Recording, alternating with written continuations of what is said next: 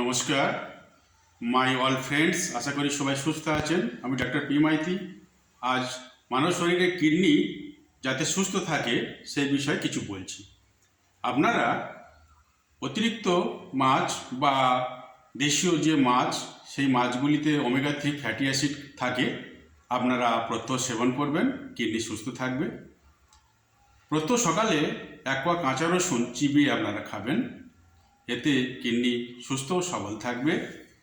গবেষণা দেখা গেছে যে সমস্ত ব্যক্তিরা নিয়মিত আপেল সেবন করেন তাদের কিডনি নানা সমস্যা থেকে বিরত থাকে এবং কিডনি সুস্থ থাকে।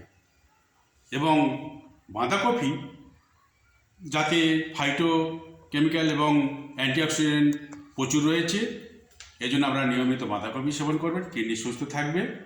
এবং প্রত্যেকে ডেলি 3 থেকে 3.5 লিটার বিশুদ্ধ পানীয় জল সেবন করবেন, কিডনি সুস্থ থাকবে। কিডনি মানব শরীরের অত্যন্ত প্রয়োজনীয় অর্গান, একে সুস্থ রাখা আমাদের দায়িত্ব। সবাই সুস্থ থাকুন। Follow me, support me. নমস্কার।